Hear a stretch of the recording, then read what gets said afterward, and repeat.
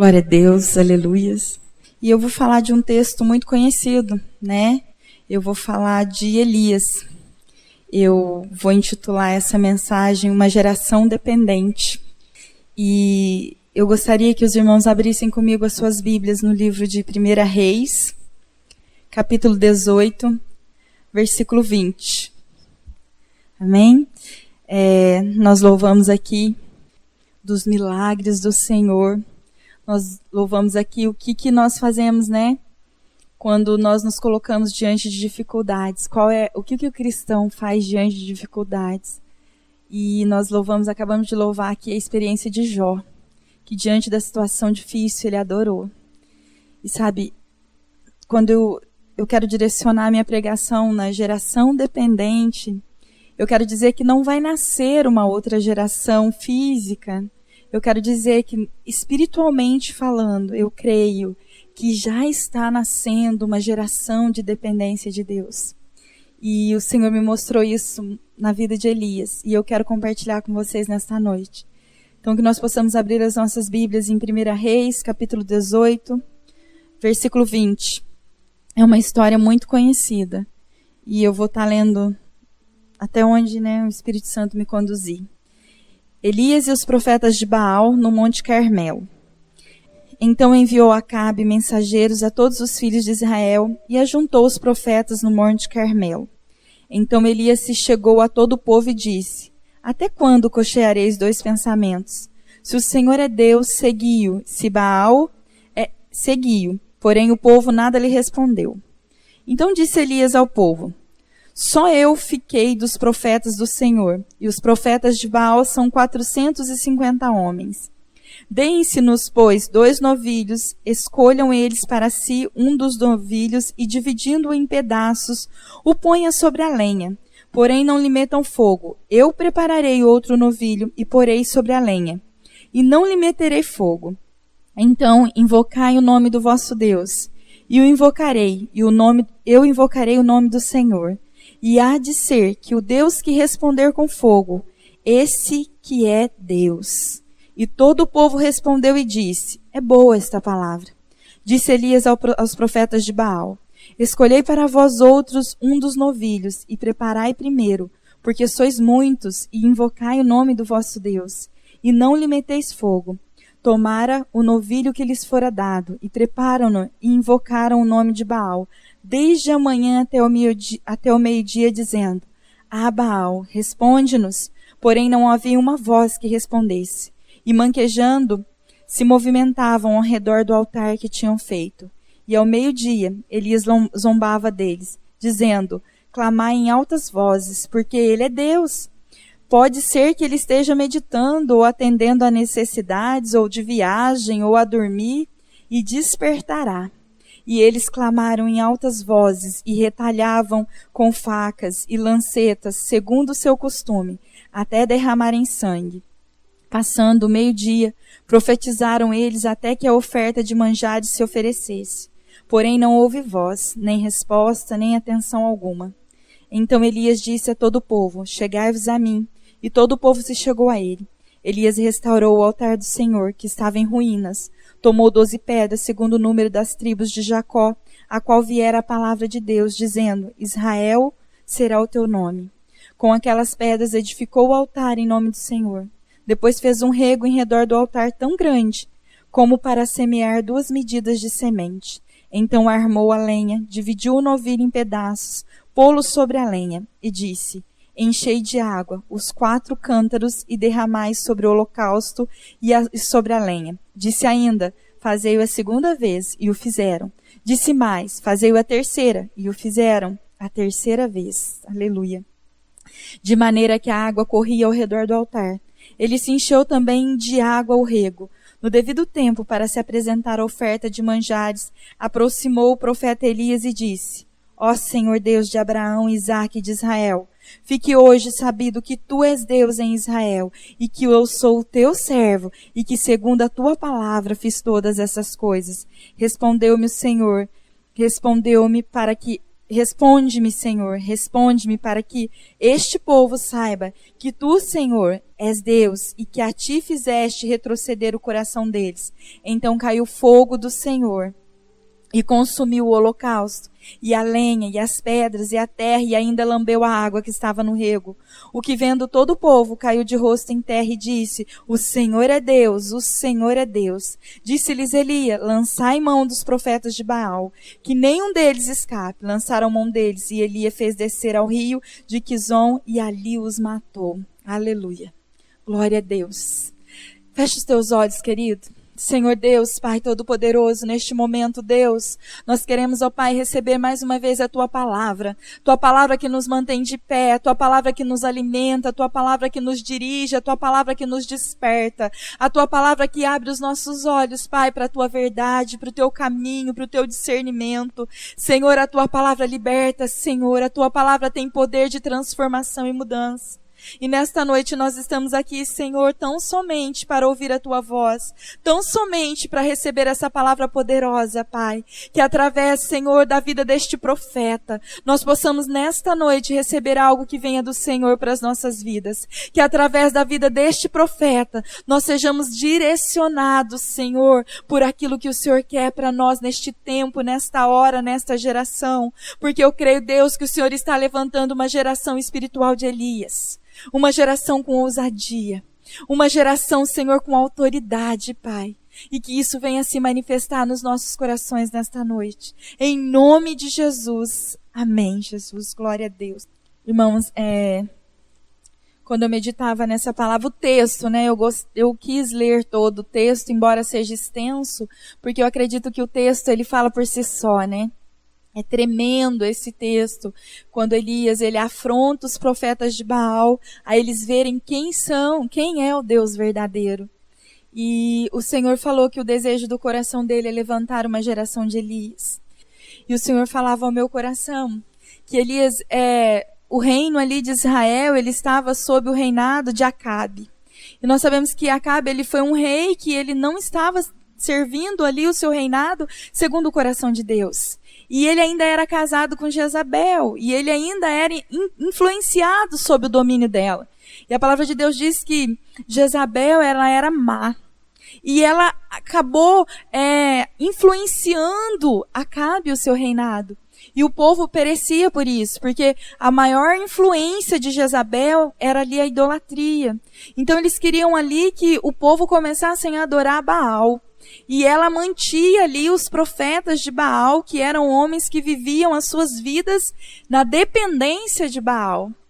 E ela matava todos os profetas. Todos os profetas que se levantavam, ela matava. Então aquele casal com poder nas mãos, com domínio humano nas mãos, e representando ali a força maligna de Satanás, destruindo tudo aquilo que se levantava, né? Em oposição a tudo aquilo que se levantava de Deus. E aí o Senhor levanta Elias. O Senhor levanta Elias para ser profeta. E queridos, quando o Senhor levanta Elias, diante desse cenário de destruição que Jezabel causava naquele lugar, em Israel, no meio do povo de Deus, e ela conseguiu com que Acabe fosse todo convencido, né? A adorar outros deuses, levantaram altares para Baal, e todo mundo fazia aquilo. Então o povo, ele estava corrompido pela idolatria. E nesta noite eu quero tratar a idolatria não só como nós a conhecemos, como imagens, mas eu quero tratar a idolatria como tudo aquilo que nos distancia de Deus. Tudo aquilo que nos tira da presença de Deus. Tudo aquilo que impede que o Senhor esteja em primeiro lugar nas nossas vidas. Então Elias, ele é levantado profeta. E aí, você e eu tenho uma pergunta nesta noite. Ele ficou feliz? Sendo que todos os profetas que eram levantados, eles eram mortos por Jezabel, porque ela tinha esse poder. E aí então, Elias era levantado como profeta. Porque Satanás, queridos, ele vem destruir, ele vem roubar tudo aquilo que se levanta para adoração e louvor de Deus. Então, se você está aqui nesta noite, o Senhor te levantou para louvor e adoração dele. Mas saiba que Satanás, ele tenta investir contra a tua vida. Ele tenta roubar do teu coração a adoração e louvor a Deus. E eu estou aqui nesta noite para te dizer que nada vem impedir a tua adoração a Deus. Que nada venha impedir o teu louvor a Deus. Que nada venha fazer com que você aceite a destruição e a morte de Satanás. Então, neste tempo, a vida de Elias, ela aspirava por morte, porque ele afrontava Acabe, a vida de idolatria que ele vivia. Porque Israel era a menina dos olhos de Deus, segundo a palavra. Então, Acabe estava ali, né? Ao invés de levar o povo a adorar a Deus, como fez Davi, Acabe tirou o povo da presença de Deus. E Acabe aqui personifica a pessoa do maligno, personifica a pessoa de Satanás. E ele estava tirando o povo da visão. Mas aí levanta Elias e Elias compra uma briga. Elias, ele compra uma briga mesmo sabendo que ele poderia estar correndo o risco de morte. Ele compra uma briga com Jezabel e Acabe. E ele começa, e depois de muitas coisas que ele passou, nós vimos que antes dele desafiar os profetas de Baal, ele já tinha feito muitas outras coisas. E uma delas é que ele tinha falado para Acabe que ia parar de chover. Porque a chuva, ela representa abundância, ela representa uma grande colheita. E ele falou, olha, eu vou orar e a chuva vai cessar. E o povo começou a sofrer a consequência da sequidão, a consequência da escassez. Queridos, e quando nós estamos nesse propósito de que a igreja florescerá, que estava ali, né, segundo Cantares ali, 10 ali, até o 14, que nós vamos florescer, que o inverno vai chegar. Então, a chuva era muito importante para que se florescesse, para que desse os seus frutos. E Elias orou, e o povo ficou sem a chuva. Então o povo estava ali, além de uma grande sequidão, além de um grande deserto, eles estavam em idolatria. Deus não era mais o centro de todas as coisas. E o que o Senhor me ministrava no meu coração é que em muitas vidas, em muitos corações, Ele não é o centro de todas as coisas. E quando eu tiro Deus do centro de todas as coisas, eu começo a viver uma sequidão. Eu começo a viver uma escassez dentro do meu coração. E o Senhor, Ele está com uma promessa, existe uma promessa pairando sobre nós. Sabe que vai chover novamente. Que vai começar a chover novamente. Sabe? E que nós teremos uma abundância dentro dos nossos corações. Que vai começar a impactar vidas aí fora. Que vai começar a transformar vidas aí fora. Que vai alcançar as nossas famílias. Que vai alcançar os nossos amigos. Que vai alcançar as pessoas a quem nós amamos e temos entregado no altar do Senhor. Mas para isso, queridos, Elias precisou de uma ousadia. E eu vou definir ousadia hoje como coragem para agir. Muitas das vezes nós não conseguimos realizar coisas porque nós não temos coragem de agir. Porque nós até entendemos que o Senhor nos chamou. Nós até entendemos que nós precisamos fazer algo. Mas muitas das vezes nós não temos coragem de agir. Porque o inimigo, ele tenta nos impedir, como eu falei domingo, ele tenta nos acusar. Ele tenta dizer que nós não somos capazes. Ele tenta dizer que nós não somos dignos de ser usados por Deus. Sabe, Elias, ele era um homem normal. Ele era um homem como nós. Mas o que diferenciava Elias era que ele entendia que Deus estava no centro de todas as coisas. E o Senhor precisa voltar para o centro de todas as coisas na minha e na sua vida. Sabe, queridos, nós precisamos ter isso muito forte dentro de nós. O Senhor voltar no centro das nossas vidas. E quando nós entendemos que o Senhor está no centro das nossas vidas, nada vai nos impedir de estar na presença de Deus. Sabe, queridos, estar na presença de Deus tem que ser a coisa mais importante das nossas vidas. E eu te pergunto hoje, é isso? Deus está no centro da sua vida? Ele é a coisa mais importante para a sua vida? Ele é mais importante? Você troca Deus por alguma coisa? Você tem trocado o seu momento com Deus por algo? Sabe, querido, nós temos que priorizar o nosso momento com Deus. Nós temos que priorizar. Deus tem que estar no centro de todas as coisas. Porque Deus estava no centro de Elias. E isso levou Elias a desafiar os profetas de Baal. E a Bíblia diz aqui que eram 450 profetas de Baal. E mais 400 outros profetas de Aserá, que era uma deusa da prostituição, da promiscuidade. Nós vemos ali que o povo de Deus, eles estavam à mercê de tudo isso. E se nós começarmos a analisar esse cenário, nós vemos que nós também estamos expostos a isso. Então nós vemos que esse espírito de promiscuidade, esse espírito de idolatria, ele ainda está pairando sobre a nossa sociedade, nada se mudou. Mas o que muda um cenário, o que muda uma história, é o coração dos verdadeiros adoradores. É o coração daqueles que entendem que Deus está no centro de todas as coisas. Queridos, nós não podemos esperar as pessoas mudarem. A mudança tem que começar em nós. Nós não podemos esperar as coisas virem das pessoas. Nós estamos esperando a onda do avivamento, que ela já está a chegar. Mas nós não temos que esperar ela chegar. Nós temos que fazer com que isso saia de nós.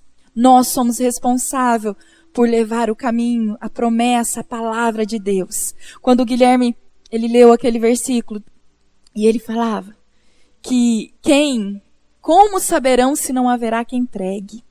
Queridos, nós não temos que pregar mais com os nossos lábios, nós temos que pregar com o nosso testemunho. Nós temos que pregar com a nossa vida. É a nossa vida que vai fazer diferença. É a nossa vida que vai criar impacto. É a nossa vida que vai transformar. As pessoas, elas vão começar a ver quem é Jesus em nós. E nós não temos que esperar o irmão da direita ou da esquerda. Nós não temos que esperar acontecer na vida dos pastores, dos líderes. Nós temos que viver isso.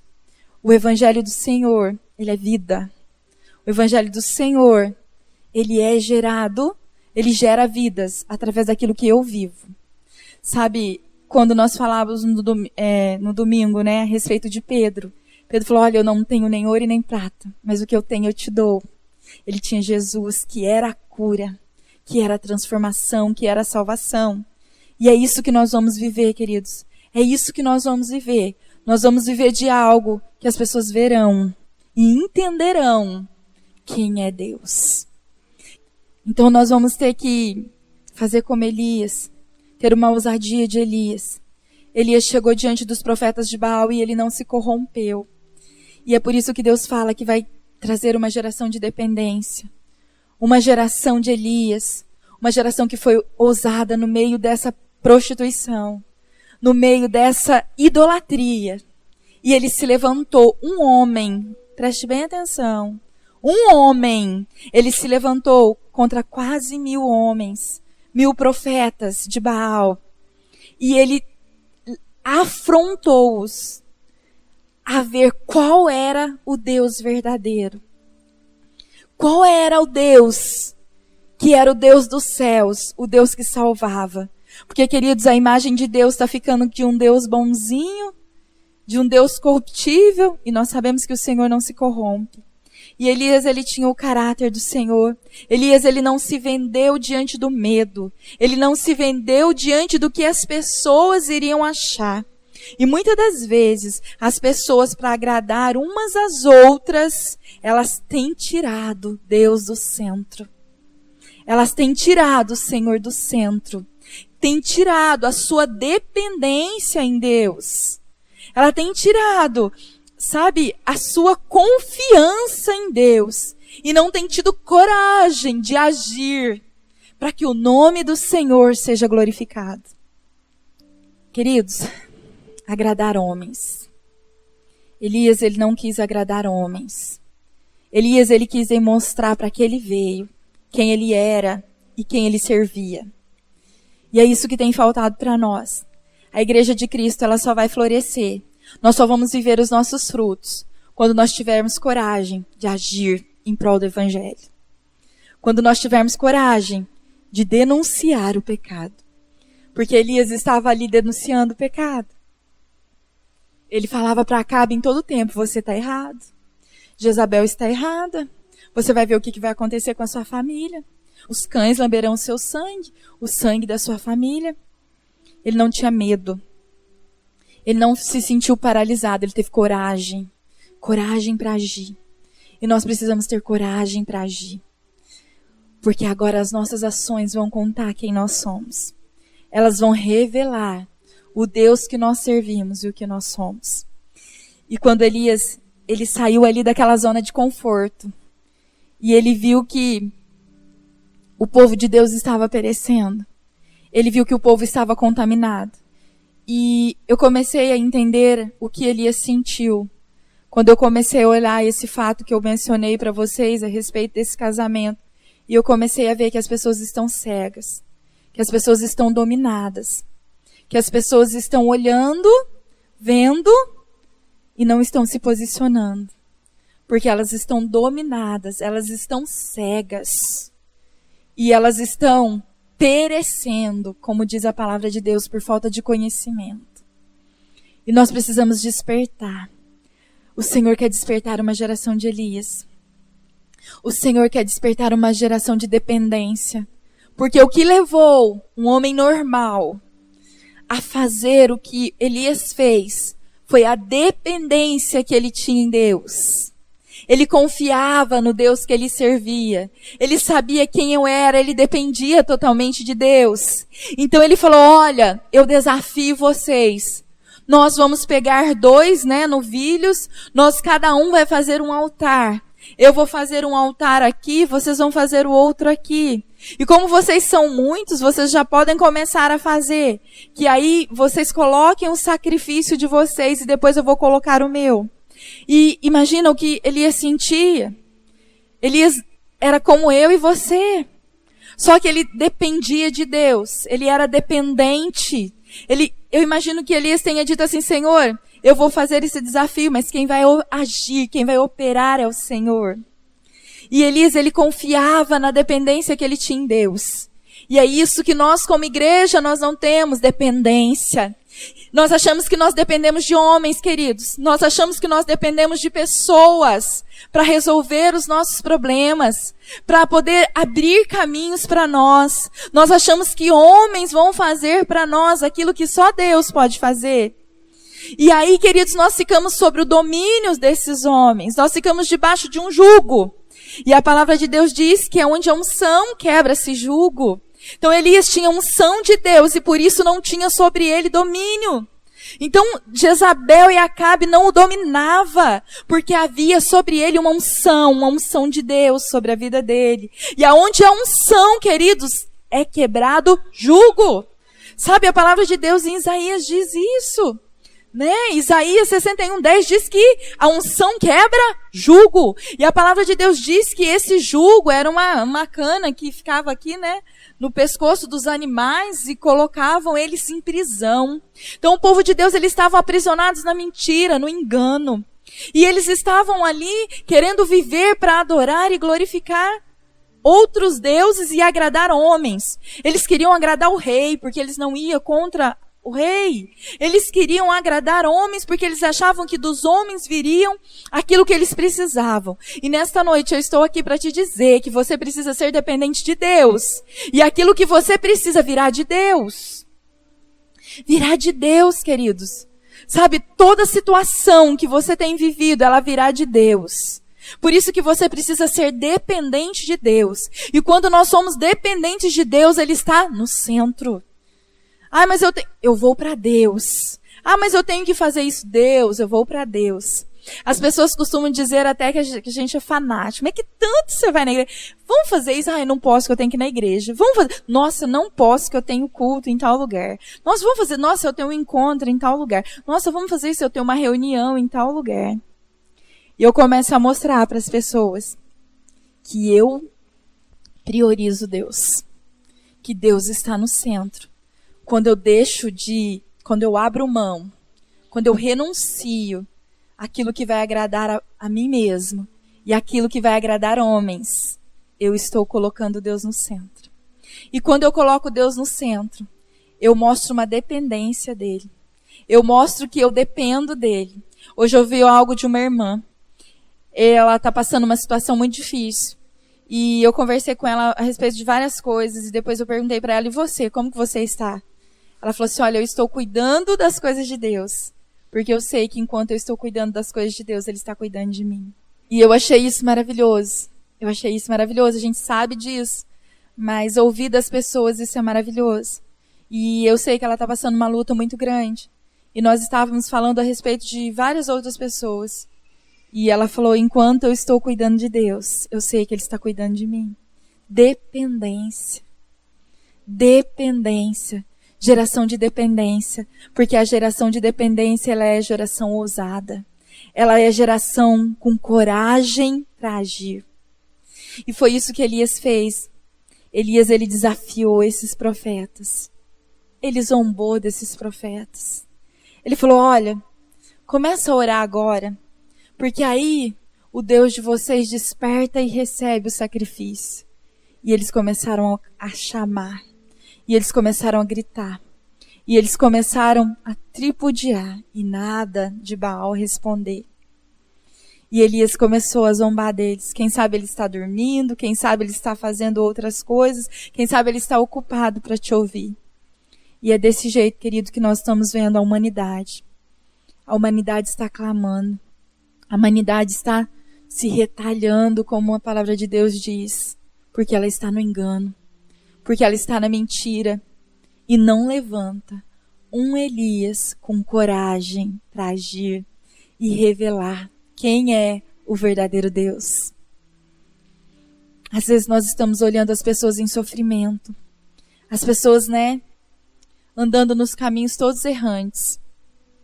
E nós deixamos de apresentar o Senhor para elas. Quando nós tiramos o Senhor do centro. Quando nós trocamos o Senhor por qualquer coisa. Quantas vezes nós criamos até uma situação desconfortável. Porque nós trocamos, segundo a ideia de quem está lá fora, trocamos a família, isso, aquilo, para estar na casa de Deus.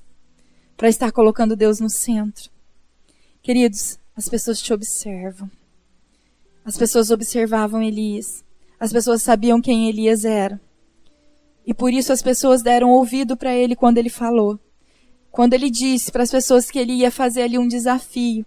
O que a palavra de Deus diz? Que aquilo pareceu bom para eles, porque eles queriam saber verdadeiramente quem era o Deus de verdade. E quando nós continuamos a ler a nossa história, nós vemos que o Senhor recebeu aquele sacrifício com fogo. Que o Senhor respondeu à oração de Elias. Que o Senhor mostrou diante de todo um povo quem ele era.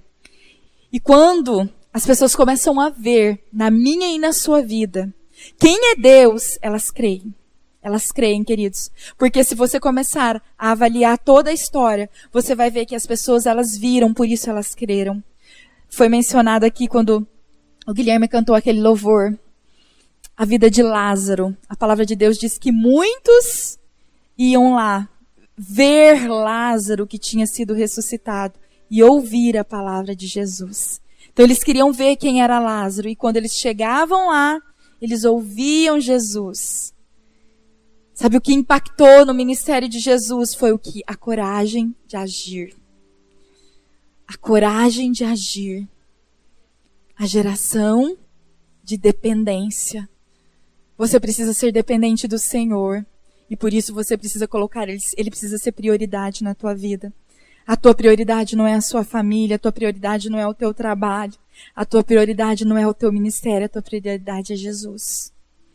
A tua prioridade é Jesus. E isso era prioridade na vida de Elias, e por isso ele estava naquele lugar. Por isso ele desafiou aquele povo, e por isso ele teve uma atitude de coragem, que mudou toda uma história, que mudou toda uma nação. E depois, querido, ele tirou esses profetas de Baal. Quando Deus respondeu com milagres, ele matou os profetas de Baal, ou seja, ele destronou Baal.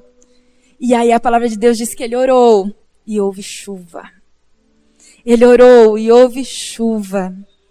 E é isso que nós temos que viver, queridos. Nós temos que ser dependentes para Deus. Porque Satanás quer roubar o milagre das nossas vidas. Mas nós temos que nos levantar com coragem de agir, com ousadia, com dependência.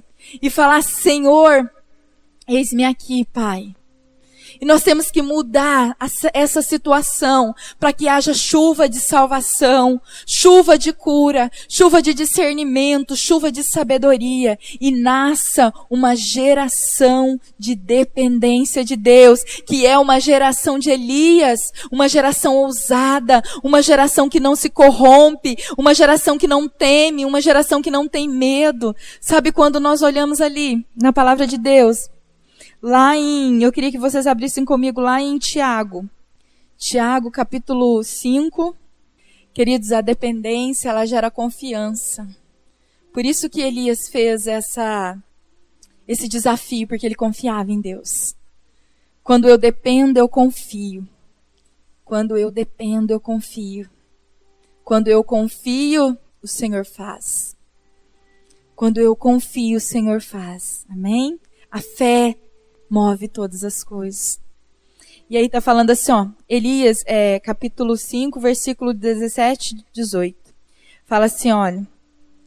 Elias era homem semelhante a nós, sujeito aos mesmos sentimentos, e orou com instância para que não chovesse sobre a terra. E por 3 anos e 6 meses não choveu. E orou de novo, e o céu deu chuva, e a terra fez germinar os seus frutos, queridos, frutos. Para que os frutos começassem a nascer, Elias teve que ter uma atitude de coragem. Elias teve que ter uma coragem para agir. E aí, depois desse cenário, desse episódio, em que o povo entendeu quem era o verdadeiro Deus, então o povo se voltou o Senhor para o centro. Nós, como igreja, precisamos voltar o Senhor para o centro. Precisamos voltar o Senhor como prioridade, para que a chuva comece a cair e para que nós possamos ver os frutos. Queridos, você quer ver frutos na sua família, você quer ver frutos no seu ministério, você quer frutos na sua vida profissional, você quer ver frutos no seu casamento. Comece a ter uma atitude de coragem. Comece a ter uma atitude de coragem, para que Baal seja desbancado da sua vida, para que aquilo que ainda é uma idolatria consciente ou inconsciente no teu dia a dia com Deus, comece a ser quebrada neste dia, e você comece a voltar o Senhor para o centro. O Senhor precisa ser o centro. Quando nós, como igreja, porque hoje nós somos o Israel de Deus, hoje nós somos o povo escolhido de Deus, e quando nós colocamos o Senhor no centro, as coisas começam, Baal perde o seu poder, Baal perde a sua força, e aí quem começa a reinar é Deus. E quando Deus reina, queridos, haverá chuva e haverá frutos. Haverá frutos aonde você estiver. Você vai colher frutos. E canta labaxereando alabaias. Você colherá frutos. Então que nesta noite você se desperte como um verdadeiro adorador. Eu acho que assim, não tem um adorador como foi Elias. Um adorador de atitude. Sabe, quando nós falamos em adorar, quando nós falamos em ser adoradores, querido, não é a minha adoração aqui na igreja, é a minha atitude de adorador. Sabe, enquanto todos estavam imaginando que Jó ia se despedaçar, ia tirar Deus do centro, Jó se prostrou e adorou, colocou mais uma vez o Senhor no centro. Né? Quando nós achamos que Moisés, Davi, eles tirariam o Senhor do centro, eles exaltavam e colocavam o Senhor no centro. E é isso que Deus espera de nós, que nós o colocamos no centro, para que todos possam ver, para que todos possam enxergar. E foi isso que Elias fez. Elias colocou Deus em evidência. Elias colocou Deus ali para chamar a atenção. Chame a atenção, queridos, do mundo, colocando Deus no centro. Chame a atenção das pessoas que você ama e deseja que elas estejam aqui, colocando Deus no centro, colocando Deus em evidência. Queridos, é maravilhoso quando as pessoas te questionam e falam assim, nossa, mas por que você não faz isso? Porque eu sou obediente ao Senhor, porque eu obedeço a Deus, porque eu sirvo um Deus diferenciado. As pessoas precisam saber que você é diferente, que você não é igual, que você não concorda com as mesmas coisas, que você vive outro tipo de direção, que você vive a palavra de Deus, que você é gerado através da palavra de Deus, que você é fortalecido através da palavra de Deus e principalmente que você é dependente da palavra de Deus. Sabe, quando nós louvamos aqui, Deus me deu, Deus tomou, bendito seja o nome do Senhor. Dependência. Senhor, o Senhor me tirou, mas eu dependo de Ti. E a palavra de Deus diz que Jó foi restituído. Porque Jó jamais tirou o Senhor do centro. Ele sofreu, ele chorou, assim como Elias. Elias pediu a morte para o Senhor. Teve um certo episódio ali que Jezabel mandou caçar Elias. Elias teve que se esconder na caverna, né? Lá no Monte Horebe teve que ser alimentado pelos corvos, né? Elias falou, meu Deus, então me tira, né? Eu não vou suportar. Mas Elias jamais tirou o Senhor do centro. Queridos, não importa o que nós passamos, você não pode tirar o Senhor do centro. A igreja tem que preservar o lugar de Deus, que é no centro. É no centro que as coisas vão começar a acontecer. É quando eu priorizar. É quando eu declarar aí fora que o Senhor está no centro. Quantas vezes, queridos, nós estamos num lugar e as pessoas dirão, mas você não foi hoje na igreja? Fala, não. Eu estou falando que o Senhor não está no centro. Esses dias, eu e a Vera, nós estávamos orando no monte, e eu falei, Senhor, nós estávamos orando para os jovens, para os nossos filhos. E eu comecei a falar assim, Senhor, essa é a minha oração, eu vou orar. E agora os meus filhos, e o Senhor deu uma direção, falou que era para eu orar, porque os nossos filhos, os jovens, seriam luz nas trevas. Eu falei, Senhor, eu não vou orar mais então para o Senhor tirar ele, mas eu vou orar para que ele seja luz nas trevas. Para que a luz que o Senhor refletir nele comece a incomodar. E para que as trevas comecem a ficar incomodadas. Senhor, e as trevas vão falar assim para ele, sai daqui porque aqui não é o teu lugar. Queridos, eu orei naquela semana e ele estava num lugar e foi assim impactante. E ele chegou, mãe do céu, eu falei, o que aconteceu, filho? Nossa, eu estava num lugar, a pessoa falou, me sai daqui, porque você não é desse meio, você não é daqui, vai embora. Queridos, Deus está no centro. Deus precisa estar no centro. Queridos, não pense que a minha oração é melhor que a sua. Não pense que eu sou melhor que você. Não pense que Elias foi melhor que nós. O que nós precisamos entender é que Deus precisa estar no centro. E quando Deus está no centro, as coisas começam a acontecer. Sabe, as coisas começam a se mover. Sabe, eu achei lindo. Na mesma semana ele chegou todo assustado. E eu falei, glória a Deus por isso, Senhor. E aí eu conversando com um outro filho da velha, ele chegou. Nossa, eu tô estranho, eu não tô conseguindo fazer mais isso. Eu falei, nós estamos orando, querido. Porque você vai ser luz nas trevas. E ele falou, nossa, eu não acredito. Eu sabia que tinha alguma coisa errada. Eu sabia que tinha alguma coisa errada. Queridos, quando nós colocamos Deus no centro, nós preparamos o sacrifício. Nós preparamos o altar. E o Senhor manda fogo e canta labacheias. O Senhor manda fogo. Prepara o teu altar. O Senhor está dizendo nesta noite, prepara o teu altar. Prepara o teu altar.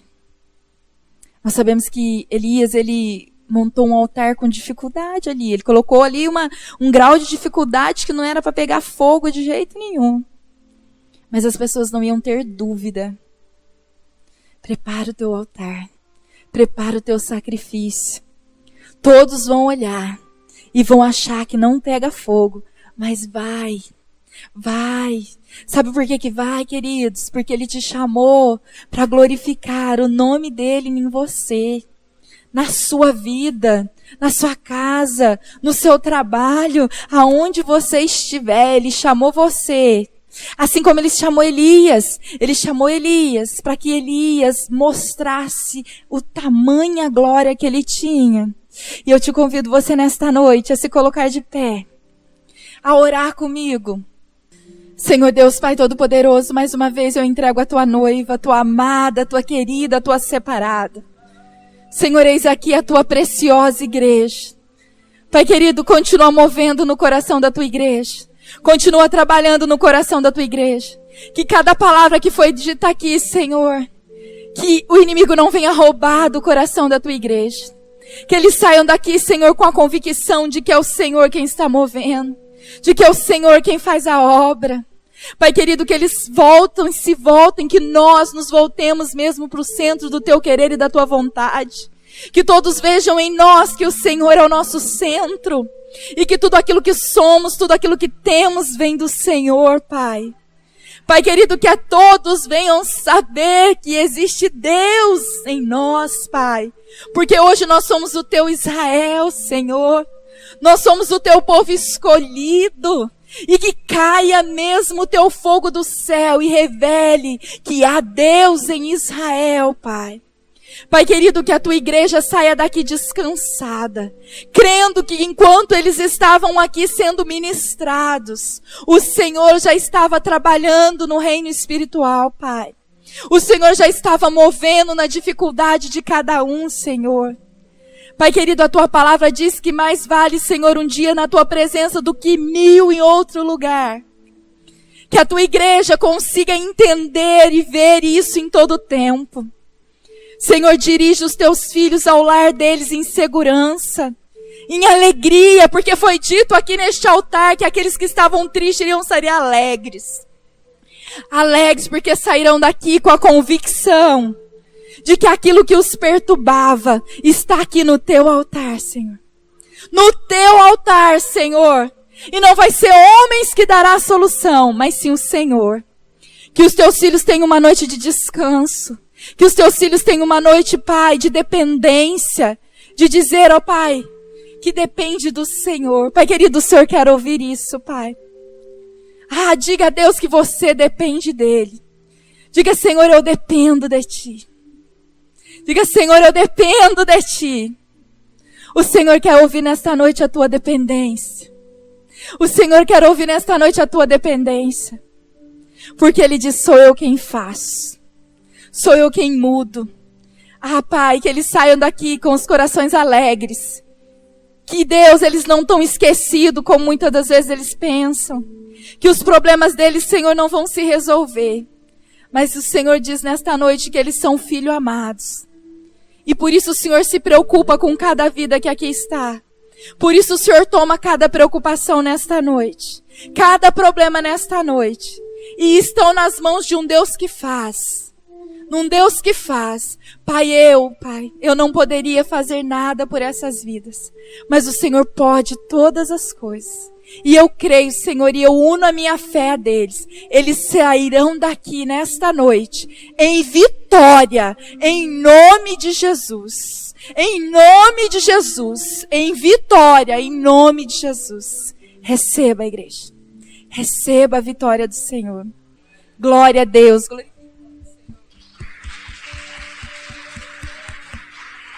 Aleluia.